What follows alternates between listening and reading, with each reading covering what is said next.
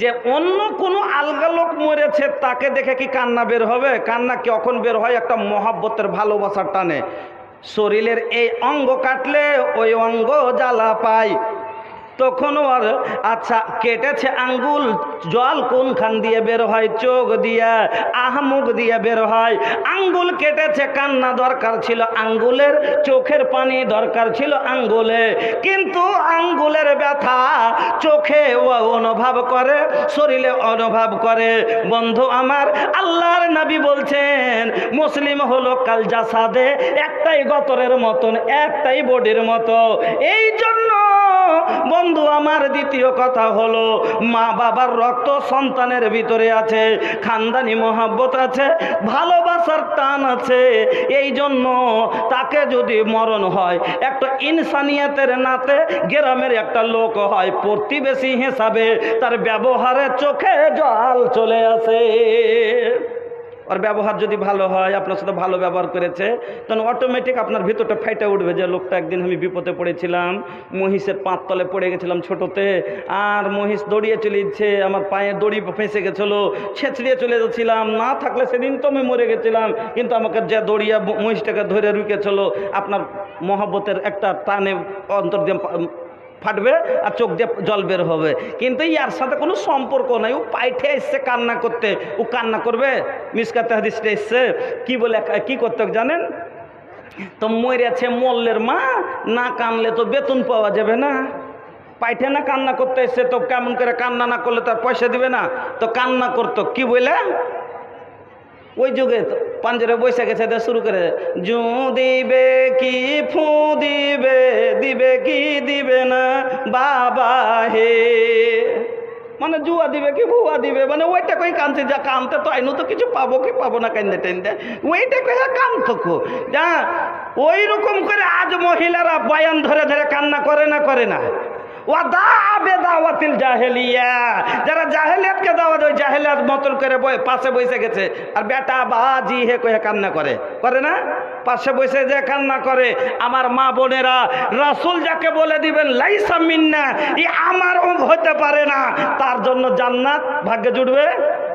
রাসূল যাকে বলে দিবেন আমার মধ্য থেকে নয়, তাহলে ওর ভাগ্যে জান্নাত জুটবে? জুটবে না। এই জন্য আপনাকে বলবো, তো 2 নম্বর হলো, বলবেন সবুর তো করছি মুলি সাহেব, তো কি করব, সবুর আসে না। ঠিকই কথা, কান্না পাচ্ছে, পাবে, আরও দলিলটা আপনাকে আমি দিচ্ছি, কিন্তু প্রথম মুসিবত থেকে ধৈর্য রাখতে হবে। হাদিস রাবি হচ্ছেন হজরতে আনাস রাদিয়াল্লাহু তাআলা আনহু। উনি বলছেন যে একদিন আল্লাহর রসুল রাস্তা দিয়ে চলে যাচ্ছেন। हाँ ए भैया तनी हमार तरफ देखी, तो आका हमार रास्ता से जा रहल बा, एगो औरत कब्र के पास बैठ के रोवतिया, कब्र के पास बैठ के रोवतिया, कब्रेर पाशे बसे काँदছে। এবার কি বলে কাঁদছিল আল্লাহ বেহতার জানে, হয়তো এরকম করে বয়ান ধরে ধরে কাঁদছিল, আল্লাহর রসুলকে পছন্দ হলো না। কবরে কবরে হয়তো মারছিল, পিটছিল, কাঁদছিল। আল্লাহর নবী ওই মহিলাকে বলছেন, ইত্তাকিল্লাহ, ও মহিলা, আল্লাহকে দেখে ভয় করো, ওয়াসবেরি, ধৈর্য ধরো। আল্লাহ রসুল মহিলাকে বলছেন, ইত্তাকিল্লাহ, আল্লাহকে দেখে ভয় করো, ওয়াসবেরি, ধৈর্য ধরো, সবুর করো। যেমনই এই কথা বলা, কিছু গালা মহিলা থাকে ভাই একটু কর্কশ ভাষী, হ্যাঁ, তো আল্লাহ রসুলকে কিন্তু এই মহিলা চেনেন না। যেমন কর্কশ ভাষী মহিলা কিরকম বললাম, স্বামী স্ত্রীতে ঝগড়া হয়েছে, হয় মাঝে মধ্যে আপনার গো হয়, আমার গো হয়, হয় না, একটু টেনশন হয় কোনো কোনো দিন, আর হইবে না কেন, যত হইবে ঝগড়া, মহব্বত হইবে তাগড়া, তাইলে তো বোঝা যাবে যে ভালোবাসছে কি বাসে না। তো স্বামী স্ত্রীতে একটু টেনশন হয়েছে, তো স্বামী স্ত্রীর টেনশন হয়েছে, তো শাশুড়িকে নিয়ে, ওইটা হলো ওর মার, ওইটা হলো বউ, তো মাকে তো কোনো কথা বলা যাবে কি, যাবে না। তখন বউটাকে বলছে আচ্ছা তুই লক করে থাক, ও শুনবে না, তো রাগ করে 2 থাপ্পড় ওকে মেরেছে। তখন রাগ করে বাড়ি চলেছে। হাত যখন দরকারই নাই, হাঁকে নিকেরা মারবার মা বহিনের কথা শুনে তো থাক, আমি আর থাকবো না, বাড়ি চলে গেছে বাড়ি থেকে। আর যাই একটা বইয়ের গাছ তলে বসে বসে রোডের কান্দাতে কাঁদছে, বাবুলের গাছের তলে বসে। এবার বেটা ছেলেটা তো মহব্বত আছে, মারছে না, দু থাপড় তো কি ভালোবাসা নাই আছে। কইছে কে জানি দেখে থাকি, মায়া লোকের বুদ্ধি ফের জান টান দিতে না চলে যায়। ও টুকটুক করে লক্ষ করে দেখে আছে কি যে কোন মেলাক্ষণ যখন হয়েছে তখন ওর বেটাকে এবার গেছে যে কইছে চলো বাড়ি চলো। আমি যাব না, ওরকম করে মারবে আর আমি যাব বাড়ি যাব না। দু চারবার এরকম করে মানে ওকে বলতে আছে। একটা লোক পার্শ্বে দিয়ে চলে আসছে, তোকে বলছে এ যা না গে যা, কি হয়েছে তোর গে? স্বামী স্ত্রীতে দুটো কথা হয়েছে না, একটা থাপ্পড় মেরেছে, তার লেগে কি আর যাবি না? তো যা, এরকম হয়েছে ঘুরে তো ওই মেরেছে ওই ফের ছোট হয়ে আনতে এসছে কিনা, তো যা বাড়ি যা। তো মহিলা কি বলছে, তোমাকে এখানে কে লাগ ভরতে কইছে?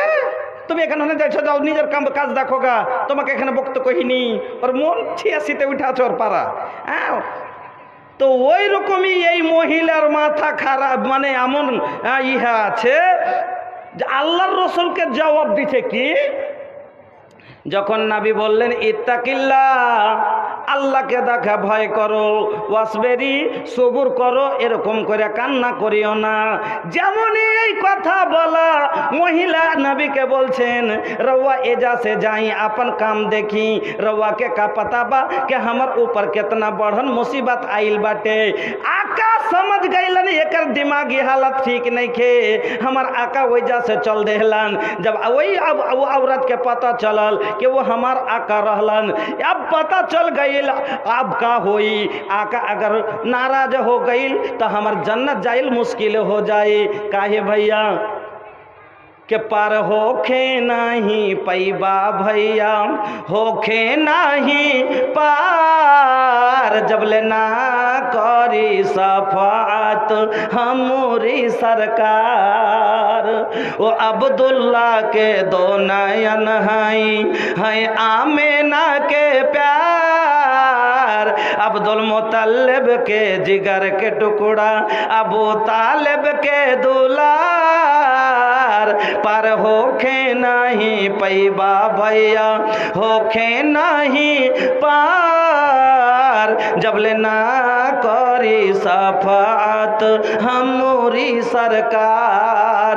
लोरी अखियन से लोर पोछे, लोरी अखियन से लोर पोछे, दुखियन के मसीहा है हमरे आका साफी महशर। पर होखे नहीं पैबा भैया, होखे नहीं पार, जब ले ना करी सफात हमारी सरकार। এবার এই মহিলা চলে গেল। যখন শুনতে পেয়েছে যে তিনি আল্লাহর রসুল ছিলেন, মহিলা ভয় পেয়ে গেল। আল্লাহ রে আল্লাহ, রাসূলের সাথে আমার এই রকম কথা বলা ঠিক হয়নি। নবী যদি নারাজ হয়ে যান আমার জান্নাত যাওয়া হবে না। এবার সরাসরি রাসূলের কাছে চলে গেলেন। আল্লাহর নবীর কাছে যাইয়া বলছেন, ও আল্লাহর নবী, আমি আপনাকে দেখে চিনতে পারিনি, আমি ভুল করেছি, আমাকে ক্ষমা করে দেন। আমি আজ থেকে ওয়াদা করছি আর জীবনে এই রকম করে কান্না করব না, আমি ধৈর্য রাখব। আল্লাহর নবী কি উত্তর দিচ্ছেন শুনেন। আল্লাহর নবী বলছেন, ও মহিলা, ইন্নামাস সাবরু ইনদা সাদমাতিল উলা। মহিলা রে, প্রথম মুসিবত থেকেই ধৈর্য রাখতে হবে। ধৈর্যের নিয়ম হলো প্রথম মুসিবত থেকেই ধৈর্য রাখতে হবে। আগে কান্না করে পরে ধৈর্য রাখা এটা নিয়ম নয়। 3 নম্বর আপনাকে কথা বলি, মনে রাখবেন। 1 নম্বরে আল্লাহকে রাজি করার জন্য ধৈর্য রাখবেন। 2 নম্বরে প্রথম মুসিবত যখনই শুনলেন তখনই ধৈর্য রাখবেন। আর আল্লাহ বলছেন ওয়াস্তাইনু বিসসবরি ওয়াসসালাহ। ওরে বান্দা, তোর মুসিবত এসছে, তোর কাছে কোন জিনিসের তোর প্রয়োজন হয়েছে, আমার মদতের দরকার। মদত নিতে গেলে 1 নম্বরে আল্লাহ বলছেন ওয়াস্তাইনু বিসসবরে, ধৈর্য রাখ। ওয়াসসালাত, নামাজ পড়, তারপরে আমার কাছে চা, আমি আল্লাহ তোর মদত করব। আগে সবুর করে নামাজ পড়। যদি খালি শুনেছে যে তোর বেটা অ্যাক্সিডেন্ট হয়ে গেছে, আজান হয়ে গেছে, নামাজ পড়া বাদ দিয়ে দৌড়াই না নমাজে যাক, কইছে নমাজ পড়া যাবে, কিন্তু এটা নয়। সবুর করে যাক, আল্লাহ দিয়েছে, আল্লাহ ভালো জানেন। নমাজের টাইমে আল্লাহর উপর আমার ভরসা, আমি সবুর করছি আর আল্লাহর উপর মদত চাচ্ছি আল্লাহর কাছে। আপনি শুনেছেন যে ভাঙ্গা সব শেষ হয়ে গেছে, ওখানে জানি ইনশাল্লাহ ভালো পাবেন। ধৈর্য রাখতে হবে।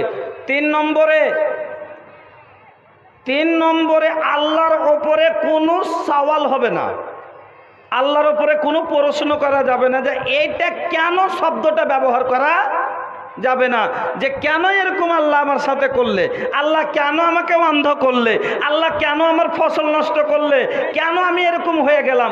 অনেক মানুষ বলে না, কি করেছেন জি ভাই, কেন এরকম, কেন মহিলারা এখন, মহিলাদের তো ব্যাপারে তো আলোচনা করছি, তা মহিলারা চলেছে। মা বোন, আপনাদের কাছে চাদর গেছে, আপনারা কবরে যেতে হবে, আপনাকেও কবরে শুতে হবে, কবর থেকে আপনার যে কোনো ছাড় আছে সেটা কথা নয়। আর এই জন্য আপনারা এই কবরস্থানের জন্য অন্তর খুলে একটু নিজের কবরের থেকে বাঁচার জন্য ব্যবস্থা নিয়ে যাবেন। আর আপনাকে তো আমি বলতে আছি যে ভালো করে শুনেন, ধৈর্য, আল্লাহর উপরে কোনো সওয়াল করা যাবে না। আপনাকে মহব্বত আছে, ভালোবাসা আছে, কান্না আসবে, এটা সব ঠিক। যেমন আপনাকে বলি, আল্লাহ বিভিন্ন ধার দিয়ে পরীক্ষা করেন, কখনো ভয় ক্ষুধা দিয়ে। যেমন একটা ছোট বাচ্চা, ছোট বাড়িতে বাচ্চা আছে, 4টা, বাবা মারা গেল, যে গেল না, অনেক লোক মারা যায়। এবার 4টা বাচ্চা ওই মহিলার মাথার উপরে দায়িত্ব পড়ে গেল, এটা আল্লাহর পরীক্ষা। আল্লাহ ওকে পরীক্ষায় ফেলে দিলেন, যে টুটি চিপে মেরে দিচ্ছে, কি গাল মন্দ করছে, কি এই বাচ্চার জন্য ও খারাপ পথে নেমে যাচ্ছে, আল্লাহ ওকে পরীক্ষায় ফেলে দিলে। যদি পরীক্ষা থেকে পাস করতে পারে তাহলে পারে জান্নাতের বিনিময়ে। দলিল আসেন সহিহ বুখারীর হাদিস, আপনাকে শোনাচ্ছি। আম্মা, আপনারাকে শুনেন ভালো করে। আল্লাহ রসুলের জামানায় এক মহিলা 2টা বাচ্চা মেয়ের সঙ্গে করে আম্মা আয়েশার কাছে ভিক্ষা করতেছিলেন। 2টা বাচ্চা মেয়ে, ছোট বাচ্চা মেয়ে লিয়াছে সঙ্গে। আম্মা আয়েশাকে বলছেন, আম্মা গো, বাড়িতে যদি কিছু থাকে আমাদের দেন, আমরা অনাহারে আছি। আম্মা আয়েশা বলছেন, মেয়েটার মুখের দিকে দেখা যায় না, বাচ্চা গালার পেটের দিকে দেখা যায় না, সত্যি অনাহারে আছে। আমি ঘরের ভিতরে গেলাম, খোঁজাখুঁজি শুরু করে দিলাম, কিন্তু আমার বাড়ির অবস্থা সেই দিন। আম্মা আয়েশা বলছেন, গায়রা তামারাতিন, আমার ঘরে একটা খাজুর ছাড়া আর কিছু নাই। ও মা বোনেরা আমার, আজ একটা ফকিরের ঘরেও 10 দিনের খাবার পাবেন। মাগো, আমার নবী 2 জাহানের বাদশাহ, সেই নবীর বাড়ির খবর শুনেন। আম্মা আয়েশা বলছেন, আমি ঘরের ভিতরে গেলাম, যাও নাই, আটা নাই, ছাতু নাই, চাল নাই, টাকা নাই, দিনার নাই, দিরহাম নাই, আমি কি এনে দিব? আমার কাছে বড় মুখ করে সওয়াল করলো। আমি ঘরের ভিতরে খুঁজতে খুঁজতে গায়রা তামারাতিন, একটা মাত্র খাজুর ছিল, একটা খাজুর পেলাম। ফাআতাইতুহা, আমি ওই খাজুরটাই এনে ওই মহিলার হাতে দিয়ে দিলাম। সহিহ বুখারীর ইবারত। আম্মা আয়েশা বলছেন, ফাআতাইতুহা ইয়াহা, আমি ওই খাজুরটাই এনে ওই মহিলার হাতে দিলাম। তারপরে দেখলাম ফাকাসামাতাহা বাইনা ইবনাতাইহা, ওই খাজুরটাকে ওই মহিলা আদাদি করে বরাবর করে 2 ভাগ করলো, খাজুরটাকে 2 ফাঁকা করলো, আর 1 ফাঁকা এই মেয়েটার মুখে দিল, আর এক ফাঁকা এই মেয়েটার মুখে দিল। ওয়ালাম তাকুল মিনহা শাইয়া, নিজের মুখে কিছুই দিল না। তার মুখখান শুকিয়ে আমচুর হয়ে আছে, একটু মুখে দিতে পারলে একটু পানি পান করত। এত খিদা পেটে পেট পিট সেটে গেছে, কিন্তু হায়রে বাচ্চার ভালোবাসা, মার বাচ্চার উপরে এত দয়া, নিজে না খেয়ে সে কি করলো, খাজুরটাকে দুভাগ করে দুই মেয়ের মুখে তুলে দিল, নিজের মুখে কিচ্ছু দিল না। সুম্মা কামাত ফাখারা জাত, ফের ওখান থেকে উঠে চলে গেল। ফাদাখালান নবী সাল্লাল্লাহু আলাইহি ওয়াসাল্লাম, আম্মা আয়েশা বলছেন তার কিছুক্ষণ পরে পরে আল্লাহর নবী বাড়িতে আসলেন। আল্লাহর রাসূল যখন বাড়িতে আসলেন, এই ঘটনাটা আম্মা আয়েশা নবীর সামনে বয়ান করছেন। নবী গো, মা কি জিনিস আজ বুঝতে পারলাম। মাই বিন সোনা घर अंगनवा हो, नया नवास नीर बरसे। माई बिना सोना घर अंगनवा हो, नया नवास नीर बरसे।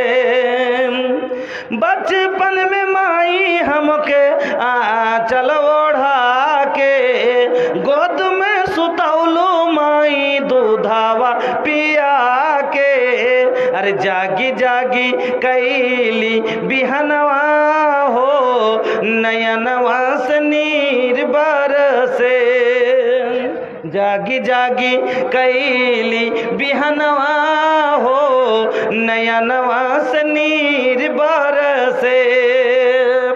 अम्मा ऐसा আল্লাহর নবীকে বলছেন, নবী গো, ভালো মার কি ভালোবাসা আর চোখে দেখলাম। নবী কি দেখলে না, তো এরকমই একটা মহিলা দুটা বাচ্চা মেয়ে সঙ্গে করে আমার কাছে এসেছিল, আমি ভিক্ষা চাইলো আমার কাছে, কিন্তু নবী গো বাড়ির অবস্থা জানেন, আমি কিছুই দিতে পারলাম না। একটা খাজুর ছিল, ওটাই দিলাম। তারপরে এরকম দেখলাম নিজে না খেয়ে বাচ্চাকে খাওয়ালো। এই কথা শোনার পরে আল্লাহর নবী বলছেন, আয়েশা রে, মানিব তোলে আবে শাইমিন হাদিল বানাত, এই মেয়ে দুটো ওই মহিলার জন্য পরীক্ষা। আল্লাহ তার দায়িত্ব, তার প্রতিপালনের দায়িত্ব তার মাথায় দিয়া আল্লাহ পরীক্ষায় ফেলে দিয়েছে। নিজে না খেয়ে তাকে পুষছে, নিজে না খেয়ে তার পেটে দিচ্ছে। এই জন্য শুনো আয়েশা, যদি কাল কিয়ামতের দিন এই মহিলা কোনো গুনার কারণে জাহান্নামে যায়, তাহলে শুনে রাখো, কুন্নালাহু সিতরাম মিনান নার, এই মেয়ে দুটো তার মার আগা দিকে আর জাহান্নামের আগা দিকে মধ্যখানে পর্দা হয়ে যাবে। বুঝতে পারলেন? ধৈর্য রাখতে হবে। মহিলারা কি ওরকম যদি অসুবিধা হয় তো কি বলে, আল্লাহর কি চোখ ছিল না যে এগুলোকে কে পুষবে? বলার অনেক কথা আছে ভাই, কিন্তু যদি আপনারা সময় ওরকম দেন তাহলেই আমি বলতে পারবো। কিন্তু এটা হলো কবরস্থানের জালসা। ধৈর্য, মা বোন সবারই মা মরেছে, বাবা মরেছে, যার আছে তার মরবে। আজ সেই আদম থেকে চলে আসছে পরস্পর, আর মরতে গেলে সবাইকে কবরে যেতে হবে, কবর থেকে ছুট নাই। এই জন্য একদিন আল্লাহর রসুল কবরের ফিতনার ব্যাপারে জিকির করলেন। তো জিকির কথা যখন শুনলেন, সাহাবায়ে কেরাম কথা শোনার পরে গড়াগড়ি দিয়ে কাঁদছেন, গড়াগড়ি পারছেন কাঁদছেন। এমন হট্টগোল লেগে গেছে যে কিছু বোঝা যায় না, খালি আও মাও হাও মাও হাও মাও করে খালি কেঁদে চলেছে। তো আসমাকে বলছেন যে, আসমা কি ব্যাপার, এরা এরকম করে কাঁদছে কেন? কইছে কে জানি কি যে হলো। তারপরে যখন একটু মামলাটা শান্ত হলো, পুছা গেল কি হয়েছিল, তো বলছে যে আল্লাহ রসুল কবরের ফিতনার ব্যাপারে জিকির করলেন। বন্ধুরা আমার মা বোনেরা, কবর হলো আখেরাতের মঞ্জিলের সর্বপ্রথম মঞ্জিল। হ্যাঁ, এক মিনিট থামেন। কবর হলো আখেরাতের মঞ্জিলের সর্বপ্রথম মঞ্জিল। উসমান গানী রাদিয়াল্লাহু তাআলা আনহু যখন কোনো কবরকে দেখতেন এত কাঁদতেন। আজ আমরা মাটি দিতে যেয়ে কবরস্থানে যাই, আর কি মজা করছি, হাসাহাসি করছি। কবরস্থানে কেন যেতে বললেন? জুরু কবরাকুম, নবী কেন বললেন যে তোমরা কবরের কাছে যাও? তোমার ফিকির হবে যে আমাকে আজখানে আসতে হবে। আমি যেই জায়গাটা রাতের বেলায় এমনি হাঁটতে ভয় পাই, সেই যে অন্ধকার ঘরে শুইতে পারি না, আমি এই জঙ্গলের ভিতরে কেমন করে শুইব? ছোট্ট মাটির ঘরে আমার দেহু নিথর হয়ে পড়ে রবে, আধারে কবরে আলোর প্রদীপ কেহ নাহি কব জ্বালবে। কাফন আমার আপন, কবর আমার ঘাটি, ওই কবরে যেতে হবে, থাকবে না কেউ সাথী। থাকতে হবে নিরালায়, একা একা বাস্তলায়, চতুর্দিকে হবে শুধু মাটি, ওই কবরে যেতে হবে, থাকবে না কেউ সাথী। 3.5 হাত মাটির ঘর, কারো আপন কারো পার, কাউরি হবে ফুলেরই বাগান, কাউরি হবে জাহান্নাম। কবর কোনোদিন ফুলের বাগান নিজের মনে হয় না, আর জাহান্নামের গর্ত কোনোদিন হয় না। মানুষের আপনার আমার আমল ওই জাহান্নামের গর্ত করে আর জান্নাতের বাগান বানায়। এই জন্য নবী বললেন, আল কবর রাউযাতুম মির রিয়াজিল জান্নাহ ওয়া হাফরাতুম মিন হাফারিন নার। কবর হলো জান্নাতের বাগানের একটা বাগান, আর কবর হলো জাহান্নামের গর্তের একটা গর্ত। বন্ধু আমার, এই কবর হলো আখিরাতের মঞ্জিলের সর্বপ্রথম মঞ্জিল। উসমান গানী রাদিয়াল্লাহু তাআলা আনহু যখন কবরকে দেখতেন এত কাঁদতেন, এত কাঁদতেন, চোখের জল দাড়ি দিয়ে ভিজে টস টস টস টস করে জমিনে পড়তো। সাহাবায়ে কেরাম জিজ্ঞেস করতেন, ও উসমান গনি, কি ব্যাপার? আপনি জাহান্নামের কথা শুনে এত কাঁদেন না, কিন্তু কবরকে দেখে কেন এত কাঁদেন? উসমান গনি জবাব দিয়েছিলেন, বন্ধু, আমার নবী বলেছেন, আল কবর আউয়ালু মানজিলিম মিন মানাজিলিল আখির। কবর হলো আখিরাতের মঞ্জিলের সর্বপ্রথম মঞ্জিল। যদি কবর থেকে ছাড় পায়, ফামা বাদাহু আল আইসারু মিনহু, বাদে যতগুলো মঞ্জিল হবে সব আসান হয়ে যাবে। ম্যাট্রিকে যদি পাস হয় তাহলে উচ্চ মাধ্যমিক আর যে আছে আর বিএ এমএ পাস হয়ে যাব। আর যদি মাধ্যমিকেই ফেল হয়ে যায়, ম্যাট্রিকে ফেল হয়ে যায়, বিএ উঠার কোনো সম্ভাবনাই। এরকমই বন্ধু আমার, কবর থেকে যদি ছাড় পেলি সব জায়গায় আসান হয়ে যাবে। কবরটাই হলো মেন প্রশ্নের জায়গা। এই জন্য কাঁদছি রে। নবী বলেছেন, কবর থেকে যদি ছাড় না পাও, বাদাহু আসাদ্দ মিনহু, পরবর্তী সব মঞ্জিল ভারী হয়ে যাবে, হাসর ভারী হয়ে যাবে, পুলসেরাত ভারী হয়ে যাবে, সব মুশকিল হয়ে যাবে। এই জন্য কাঁদছি, কবর থেকে ছাড় পাবো কিনা। এই জন্য কবর দেখে আমি কান্না পাচ্ছি। ওই কবরে সবাইকে যেতে হবে। প্রত্যেক সমাজে এটা একটা খুব বড় উদ্যোগ, খুব বড় কাজ একটা করে নিলেন, বিশাল সম্পত্তি একটা করলেন। প্রত্যেক গ্রামে সরকারি সমাজের কবরস্থান হওয়া জরুরি। আপনারা যা করে নিলেন আলহামদুলিল্লাহ। এর আগে জলসাতে করেছিলেন 27-28 কাঠা, আবার এই জালসাতে আপনারা এখন করলেন 27-28 কাঠা। মোটামুটি 3 বিঘা হচ্ছে। 3.5 বিঘা জায়গা মানে কি? আজ যা আপনি করে গেলেন, এই ইতিহাস আপনার আনেওয়ালা নসল ইয়াদ করবে। আপনার আনেওয়ালা জেনারেশন, আপনার সন্তান সন্ততিরা, তারা আপনাকে বলে সেদিন দুয়া দিবে। কেন? লোক বাড়বে, জায়গা বাড়বে না। সেই দিন তারা আজ 3 লাখে পেলেন, সেদিন 30 লাখ দিয়ে পাবে না। সেই দিন বলবে, আমার পূর্বজেরা, আমার বাপ দাদরা সব থেকে বড় একটা দৌলত করে দিয়ে গেছে, যেটা আমাদের শেষকালে খেতে না পাই মরবো, থাকতে না পাই মরবো, কিন্তু মরতে গেলে একটা জায়গা লাগবেই লাগবে। মরার পরেও জায়গা লাগবে না। জায়গা লাগবে কোথায়? না তো মাটিতে। এই জায়গাটা আমার পূর্বজেরা আমার বাপ দাদুরা করে দিয়ে গেছে, এই বিশাল সম্পত্তি সেদিন তারা ইয়াদ করবে। এই জন্য বন্ধু আমার, এটা একটা বিশাল বড় উদ্যোগ করেছেন, আর আপনারা এই কাজ করে একটা বাহবাহি করেছেন। আর হর সমাজের লোককে আমি বলবো, প্রত্যেক গ্রামে এক বছর অন্তত 2-4 বিঘা জায়গা সবাই মিলে করে রাখেন। এত গরিব এতিম অনেক লোক আছে যার কাছে বসার জায়গা নাই, দাফনের জায়গা কোথায় পাবে? আপনি একটু সহযোগিতা করলেন, আপনি কত বড় হেল্প করলেন যে একটা গরিবকে সঙ্গে নিয়ে চলে ও 10 টাকাই পারলো দিল, আপনি 10,000 দিলেন। আপনার ওনার কাছে 5 কাঠা নাই, আপনার কাছে 25 বিঘা আছে, ওর মধ্যে থেকে 1 কাঠা আপনি দিয়ে দিলেন। আপনার জায়গাতে 5টা লোক শোবে, এই 5টা লোককে আপনি আপটে নিয়েছেন। আল্লাহ আপনাকে যে কোনো দিন আপনাকে বেজ্জত করতে পারে না, জান্নাতে আপনাকে আল্লাহ আপটাবেন। এতে কোনো সমস্যা নেই, কারণ 10টা লোককে আপনি দুনিয়াতে জায়গা দিয়েছেন। আল্লাহ আপনার একটা বডিকে জান্নাতে দিবে না, এরকম হতে পারে না। কেন? আপনি খিদমতে খালক, আপনি 10টা লোক 5টা লোককে আপনার 1 কাঠার সমান টাকা দিয়ে, আপনি আধ কাঠার টাকা দিয়ে 5টা লোকের শোয়ার মতো জায়গা করে দিয়েছেন। আপনার জমিতে 2টা লোক দফন হয়ে যায়, যার জায়গা নাই। আল্লাহর কসম করে বলি, আল্লাহ আপনাকে বলে, কেন কোরআনে আল্লাহ কি বলেছেন? সামান্য যদি একটা সভাতে বসে জায়গা না পায়, আল্লাহ বলছে তাফাসসাহু ফিল মাজার